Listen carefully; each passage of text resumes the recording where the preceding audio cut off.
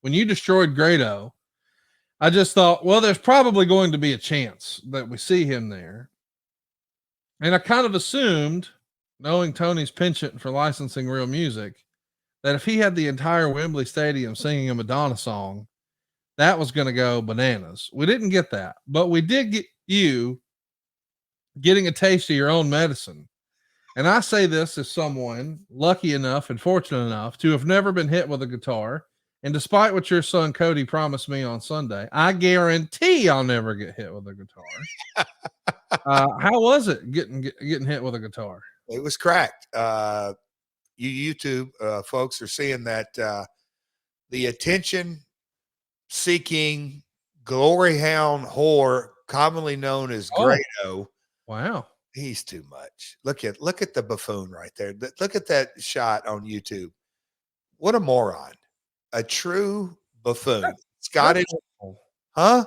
That's hurtful. You're being mean and rude. To who? To Grado, friend of the show, Grado. I like Grado. Oh, I like Grado too. I helped give him a huge that one tweet did like 2 million views on TalkSport, which by design, Conrad, he wanted to get slappy and get irritable. And there was a presenter over there that I said, hey, I may smack you with this guitar. And he said, yeah, bring it on. But Grado did the job just as well. But no, Grado, he got his come up. He gave it back to me. You know, certainly a moment for my Scottish man, but no, when his video wall came up, that's something that you just. Let's give some context to our American listeners who might not be super familiar with Grado. Grado is on one of the top TV shows across the pond, and he's been a wrestler for a long, long time, but he's found life as just like a television star over there as well, right?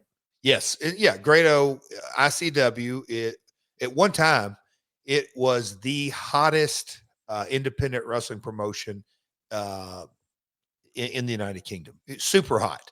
There was a few, but in a lot of ways, I can't say that Grado's the only by any stretch, but he's one of the for sure breakout talents that really ignited independent wrestling across the pond, and kind of rode that lightning bolt. He obviously worked at Impact / TNA, worked all over the place, but he kind of parlayed that into a Scottish BBC series, a English BBC series. He does. Conrad, are you familiar with the Pantomime show that they have? Anyway, I think he said they have 1,500 sold out, 1,500 people per show. I want to say he does 60 or 90. I'm going to get that wrong. They're already sold out, but they're basically Christmas shows. So he is a, in our words, stage show, Broadway. He's a sitcom. He does a morning radio show now. He's definitely, much more than an independent wrestler, and he's really had an incredible career. And look, I've had him. We created a friendship years and years ago. He spent time with the kids and Karen, and been here to the house, and we've been out on the boat a couple of times and all that. So it was a special experience. But what's crazy is that the promotional stunt that took place ago, there was no master plan or where this was going to go or that was going to go. But I got to give Tom Campbell of Cultaholic, Conrad. You familiar with Tom? Oh, yeah. Buddy, he got word that Jarrett Grado, and I can assure the listeners this, a Jarrett Grado single match, I don't believe was ever even discussed. Right. Because you just look at, how loaded the card is. You don't have time. You don't. And he is not a quote unquote on the AEW roster. So that was, he may have been in the corner, maybe a 6-man.